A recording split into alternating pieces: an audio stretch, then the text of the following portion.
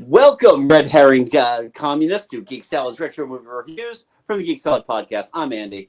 And I'm Mike. And we continue on our look at March Mystery Madness with a nostalgic gem from the 80s, 1985. Is this 85 or 86? It is 85, the same year as Back to the Future. Okay. 1985's Clue. Good year for I think this was released later in the year, though, if I'm not mistaken. Yeah, I think this was Christmas release. Yeah, Back to the Future was July. This was December. Okay, yeah. So I remember when it came out, the big selling point of this movie was that there were going to be 3 separate endings, which, you know, if you only know this movie from home video, streaming, everything else, you see all 3 endings there. Yeah. But I remember, like, we used to see it, and we would only get, like, the local theater would only get one ending. And I think everybody was in agreement that the C ending, the one that we, this is what really happened. Yeah. That is widely considered to be the best ending. Yeah, although, oddly enough, I've got the Wikipedia page for this. Yeah. And apparently, both Siskel and Ebert thought that the A ending, which is Miss Scarlet, it's Miss Scarlet's ending, yeah, and the everyone did it ending was the worst. Really? So, yeah, that kind of took Siskel and Ebert down a few notches for me. Okay, I mean this is a weird movie. Kurt loves this third ending. Okay, you're not alone, Kurt. It makes the most sense because it's the only one that actually wraps up everything in the style of the game. Yeah. Mr. Green with the revolver in the hallway. Yeah. So. And yeah, the only one that really doesn't make any sense to me is the second one, because there's no way Mrs. Peacock could have done every single killing. Yeah. At least with the first one, Miss Scarlet had Yvette do like half the murders, and then she did the other half. Yeah. This movie lives and dies by its cast. I feel like it's hard to rate this movie as a movie. Yeah, I personally, I think it lives and dies by its cast and its script. This has got a really, really excellent script. Right. The dialogue is just so back and forth. Well, that's the thing. Let's not confuse plot with dialogue, because I think the dialogue is an awful lot of fun. Yeah. It's great to listen to it, and it's interesting because all of these people are, solid, steady hands at comedy. Yeah. Out of the core cast, none of them are really considered to be just like, serious actors first, comedians second. Yeah, and honestly, outside of doing Tim Curry, most of them were primarily TV actors up to that point. Yes and no. I mean, Eileen Brennan was a movie actress. Madeline Kahn, movie actress. Yeah. I mean, if we're not counting that Christopher Lloyd's breakout year, was 85. Yeah, he was primarily known for TV. He had done movies. I mean, by this point, he had done Buckaroo Banzai. He was Butch Cavendish in The Legend of the Lone Ranger. Okay. Yeah, you're going to have to take my word for it. Even though I believe that Michael McKean had just done Spinal Tap the year. Yep. He just done Spinal Tap the year before. He was also Lenny of Lenny and Squiggy fame. Martin Mull was a comedy mainstay by this point. The Fernwood Tonight stuff that he was doing along with Fred Willard was huge. Leslie Ann Warren was in, she was like amazing in Victor Victoria, playing a comedic role. And even like the secondary role of Yvette. Colleen Camp had made her career on pretty much 80s titty films. Until if you look at her 80s, I'm pulling her up on IMDb right now. If you pull up her 80s filmography, I'm on IMDb right now. I'm scrolling down because she's done a lot, and she's continuing to do a lot now. She is still in a lot of movies. Yeah, I've got her. Wow, she her very first movie was Battle for the Planet of the Apes. Yep, she was in Apocalypse Now. She was one of the Playboy dancers there. She was in the Dukes of Hazzard. Yeah, then you get like The Seduction, Deadly Games. She was in Valley Girl, Smoking the Bandit, Part 3, Imps. She was on Magnum PI, The Joy of Sex, The Rosebud Beach Hotel. Yeah. She was in the Second Police Academy, Doing Time. Oh, she was Kirkland. Sergeant Kathleen Kirkland. Yeah. Nice.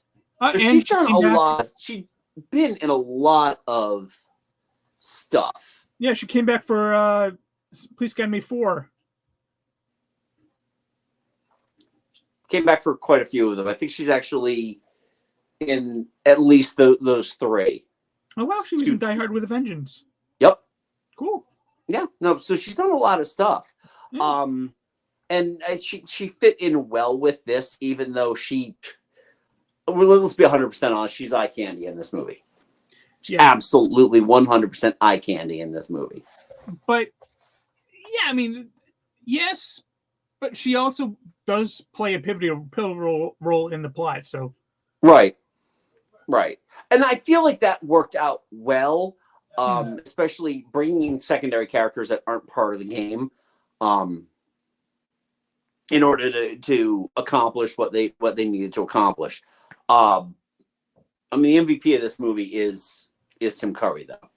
Yeah, although you can't take anything away from Michael McKean, who is playing a homosexual plant. Yeah. Who, if you go by the third ending, is not a homosexual plant, but a FBI agent undercover. Right. So playing like that kind of dual role, that's pretty impressive. Yeah. And up until the very end, he's the only one who didn't kill anybody until he killed Mr. Body. Yeah, I feel like the standouts he is definitely the standout on the men's side. Madeline Kahn is the standout on the women's side as Mrs. White. She's got most of the quotable lines done by like Tim Curry are done by her. Flames all over my face. And also, what's that? And also, that's his job. He was a magician. He never reappeared. He wasn't a very good magician. So flames inside of my face. They're both excellent. What's that? Ad lib line. Oh, she made that up. That was her. Yeah, it's funny because there's a podcast I listen to, the Daily Beans podcast, and when they're doing news pieces, one time they'll do a quick hit, and I didn't realize up until I rewatched the movie for our review that their intro for their quick hits is time to make a long story short. Too late. I was like, I heard that again. I'm like, what's my phone on? Oh no, that's from this movie. Yeah. Now, overall, I have a love-hate relationship with this movie, and a lot of it has to do with the fact that when I worked in Adopted Video, you knew this was going to happen. Yeah, take a drink. When I worked in Adopted Video, one of the girls I worked with, this was the only movie she would ever put on, and it just I can't. It took me a solid 20 years before I could sit and watch this movie. Yeah, Autumn got you back into it. Autumn got me back into this because she loved this movie because it's just one of those movies that, growing up, she absolutely adored. Yeah. Box office bomb actually did not even make it back its $15 million budget, but since then, just massive cult following. Yeah, it's one of those movies that did get a reevaluation. A lot of it has to do with kind of like the cult personality that Tim Curry has amassed in the last 15 or so years. you know, he's still with us, but he is. We reevaluate. You know, generations all recognize the guy's a comedic genius. Yeah, big time. Yeah, and yeah, I unfortunately I don't know how much longer we're gonna have him though. yeah, he had that stroke years ago, so it's. But he's definitely, you can tell he's game to play for this. Can't forget Lee Ving from the punk band Fear. That's right, play Mr. Body. Mr. Body's Body. Yeah, I had seen him, and I'm like, I've seen this guy in other things before, and he did some acting. He was in Flashdance. He was in a few other movies, but yeah, he's on the Repo Man soundtrack. Okay. Oh, okay. I think Kurt might recognize the Repo Man soundtrack from Alex Cox, who made like 3 movies and just disappeared. They're actually I was seeing like when I was watching it on YouTube for free, by the way, very nice. Yep. I guess also on YouTube there is a documentary that they released like what, I think 2015, 2013, somewhere around there, called Who Done It? The Clue documentary. Oh wow! Okay. Actually, no, it just came out 2022. Oh, okay. And that one I might actually check out. Yeah, I didn't realize that was out either. I have to check that out too. Yeah, Tim Curry is so game for this movie, which is great. At this point, I think he was coming into his own in terms of the comedic stuff. I think by this point he'd already filmed Legend, which is like one of the last real serious roles we remember him from. And even that, I mean, can you really say it's all that serious? I watched that movie once. I haven't seen it. I feel like the delay did wonders for Tom Cruise's career, because it's like it immediately, I think there was like a years-long delay on it. Had it come out a year before, he probably would have never gotten Top Gun. But Ooh. Top Gun's what pushed him into the stratosphere, which was released the same year. Yeah, that's fair. Yeah. So, and he worked with both Ridley and Tony Scott at that point too. So he might have gotten it, but you know, working with with the Scott brothers, but still, yeah, no, that's interesting. But yeah, I mean, Tim Curry's had a hell of a career for other things too. But this is, I mean, I think this is one of his most accessible roles. Yeah. It's one of the few where he's not like, he doesn't have like a whole shit ton of makeup all over him. Right. He's not smarmy in this, which is kind of like the Tim Curry go-to. Yeah. In this, he is very sincere, very straightforward as Wadsworth, as answering questions like, "You're the butler. What do you do?" "I buttle." Are you trying to make me look foolish? Don't ask me that. This is not one of those movies I can readily quote. So okay. You don't need my help to do that, sir. They were right. We talked about the like on the men and the women's side of the MVPs, weak links on either side. If I'm going with anybody, I'm probably going with Christopher Lloyd as Professor Plum. Yeah, I can see that. He's more of an annoyance than anything else. He's just kind of there. He never really kind of stands out. And I think Leslie Ann Warren is Miss Scarlet. I mean, we know she could ramp up the sexiness a lot more. I just kind of felt like that character was like, yeah, okay, you're a high class madam. For some reason, I'm not buying it. I don't think between Eileen Brennan, Leslie Ann Warren, and Madeline Kahn, I honestly, I don't think there's a weak link. For me, there's no weak link there. Right. I mean, I think that Eileen Brennan is sufficiently hamming it up in this movie. Yeah. I mean, they're all hamming it up to a certain extent, which is exactly. Some more than others. Yeah. The funny thing about that, though, is that Martin Mull is not. Martin Mull is really reserved in this. +1, +2, +1. 1 + 1 + 2 1 + 1. That's 1 + 2 + 1 + 1. Wait, 1 + 2 +. Shut up. I feel like Martin Mull, like I was saying, Martin Mull is actually kind of reserved. Yeah. In this, he stepped back from the. He has never been a manic comedian, though. No. But I think that the Colonel Mustard role suited him. His line though, it's like, I'll go first. What the hell? I've had a good life. They all have at least one line that just has me dying with laughter. Yeah. Some more. Some more than others. Yeah, exactly. Yeah, I'm just pulling up some of the trivia on this as well. But yeah, no, you're right about this movie. This movie was not a box office success at all. In fact, the interesting thing is that there's a lot of movies that are IP that kind of don't want to admit their IP, even though like with Transformers, you get that Hasbro, bumped right on there. The true MVP is movie Jeffrey Kramer. That's right. I never connected that, but you are completely right, Kurt. Wow. Yeah. I am ashamed that I didn't pick up on that. Considering how much I fucking love Jaws.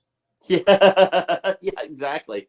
Yeah, there's a lot of familiarity in a lot of these characters. The cop, Jane Wilson. Yeah. Was the singing telegram. Sir Joan of Arc herself. Yeah. So, reading some of the trivia here, Professor Plum indicates at dinner that he works for the World Health Organization, part of the United Nations organization. This means he works for you-know-who. Yeah, because I do like to watch with the subtitles on. It actually has you-know-who on it, like and then who right after it. So I was like, I got that. Interesting.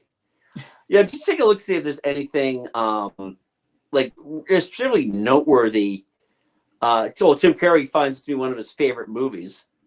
I can see why. Yeah. I know they've been talking about trying to do a remake of this one for Universal announced it in 2011, and they still haven't. Like, I guess in just 2022, they hired someone else to write a script, so they're still trying to work it out. But they're still trying to work this out, and I think there's also like a stage production of this as well. I believe you are right. Yeah. Yeah. The weird thing is that in the annals of 80s classics, this is a trusty go-to. Yeah. That I would never consider to be a great movie. Yeah. It's fun popcorn. It absolutely is a fun popcorn movie. Yeah. I've watched a few reaction videos on YouTube to this one, and for the most part, most people are like they get it. Yeah. And that's the thing, is that it's a movie that you just have to kind of get. Yeah. Remakes are just going to lose whatever spirit this movie organically or inorganically had. A remake, way to go, Hollywood.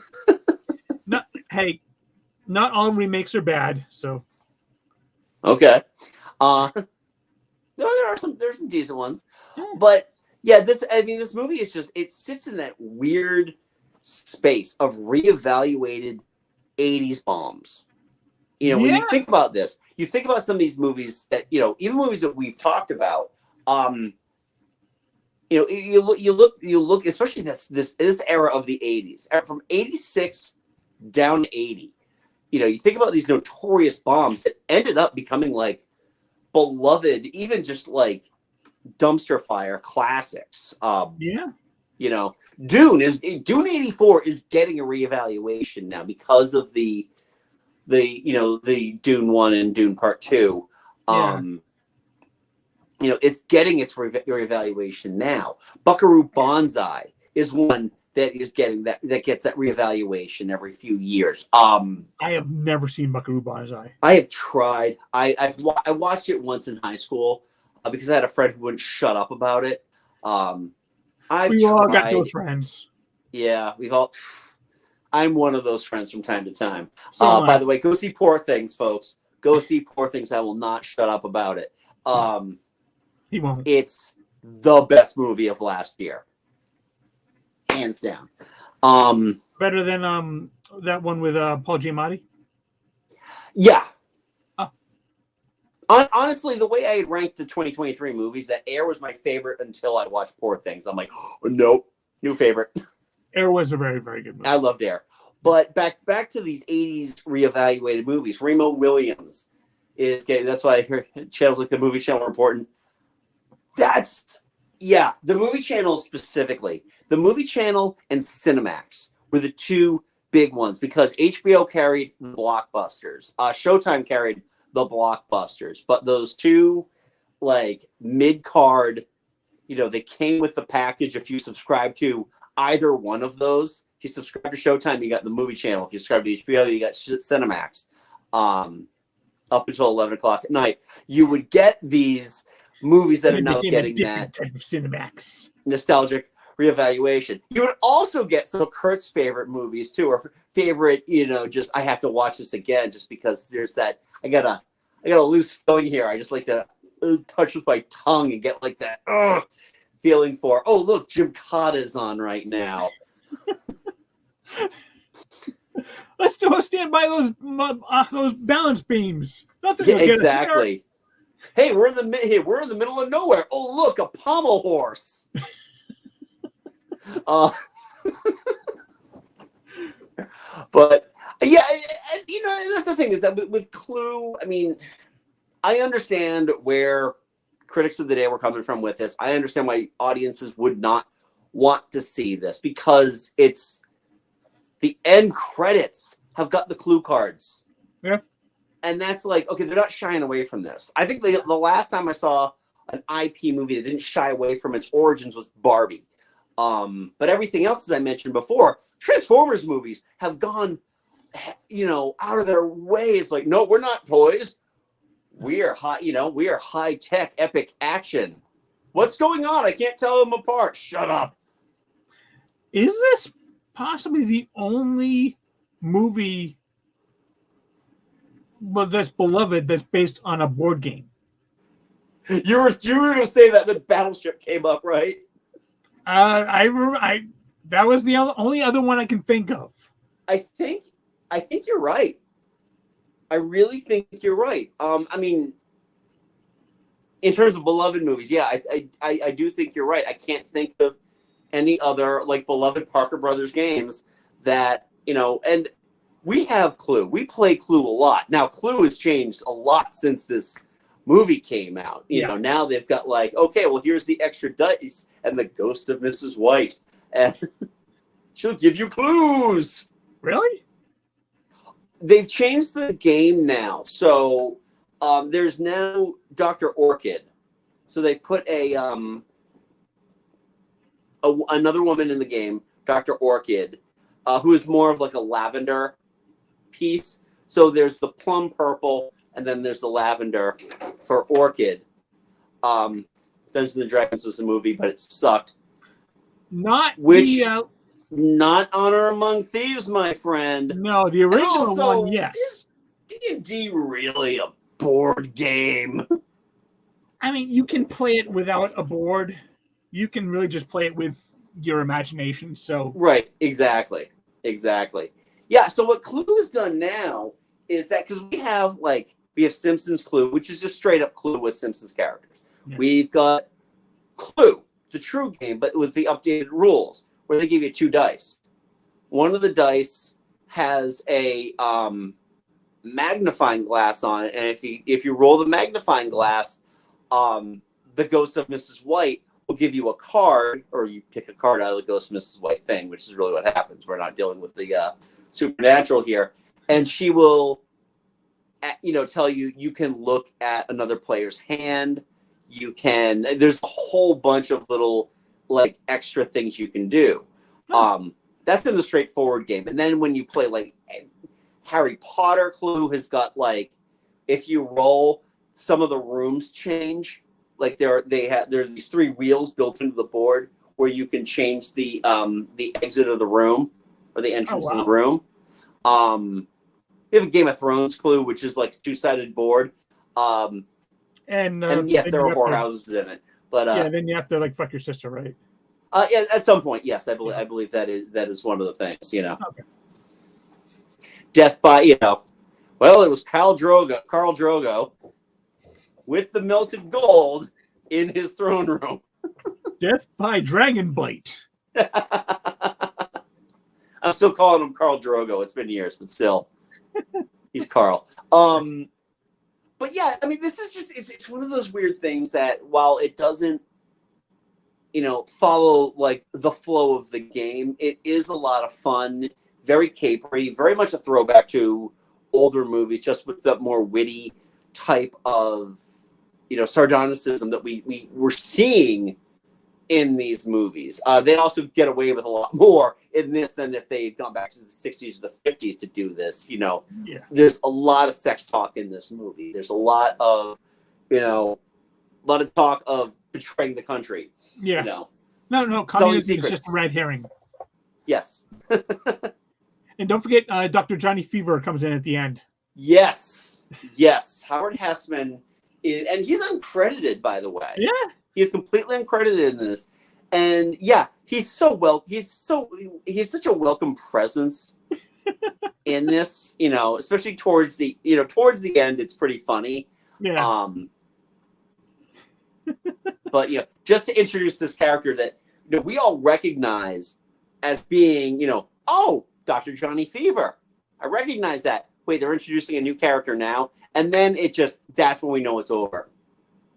Booger. You've never seen WKRP, have you? I have, but it's been a very... Dr. Johnny Fever was taken off of the air in it was originally taken off the air. He lost his job because he said booger. And I think he was out in California, and he got an offer to go back to work at his old job after it became a hit in Cincinnati, and they fired him because he was like, no, you can say booger, but there's something else you can't say. Okay. Yeah, it has been so long since I've seen any WKRP other than the turkey raffle. It's really difficult to watch now because they did get the rights to all the music. So when you watch them on DVD, it's really difficult. I remember growing up and watching that show, and it's like, wow, they got all of this, this music I'm hearing on the radio. And, they were playing Bruce Springsteen. They were playing all these different things. And then I was watching these, and I'm like, oh, no. This doesn't sound good at all. I don't like this. Dr. Johnny Fever wouldn't play this song. Neither would Venus Flytrap. God damn it. This is a Les Nassman song. But, as we're wrapping up here talking about this movie, because you can't talk about the plot of this movie. Because realistically speaking, they just have to solve a murder. That is the entire plot of this movie. Well, 6 strangers meet.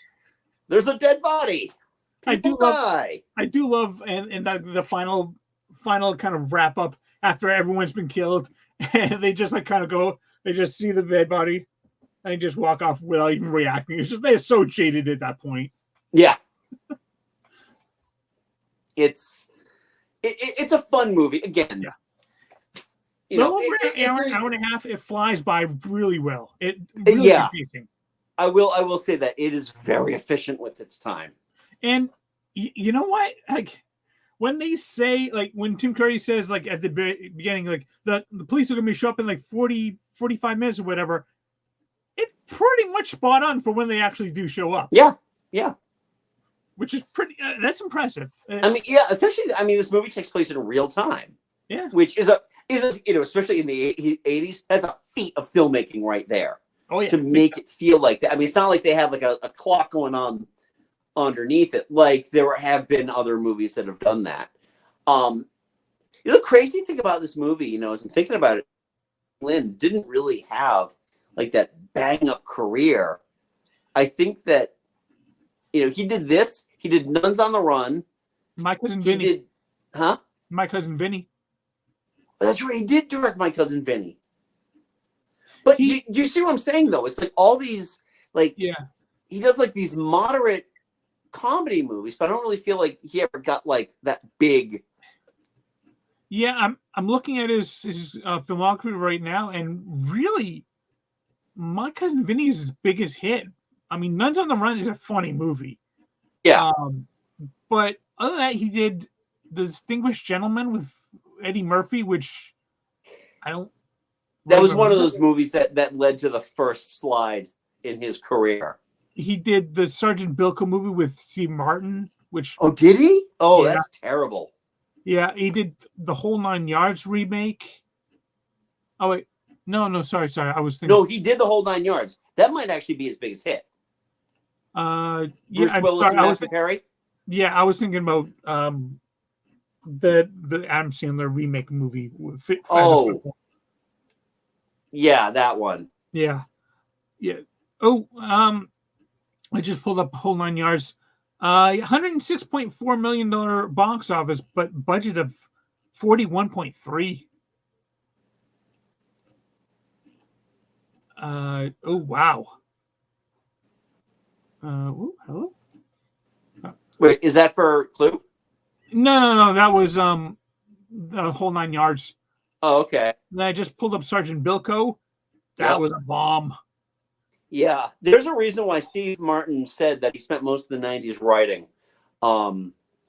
Yeah. Because they if you've ever seen Bowfinger, I got the DVD for Bowfinger, and he was talking about how he spent most of the 90s writing. I'm like, no, he wasn't. He was in all these movies. Oh, that's right. There weren't good movies. Yeah, I mean, My Cousin Vinny, $64.1 million box office on $11 million budget. Yeah. So that's a nice success right there.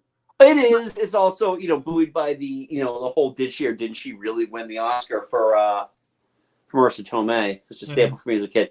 Yeah. It was I like Steve Martin. Let's watch. Oh, God. No. Just go back and watch The Jerk, please.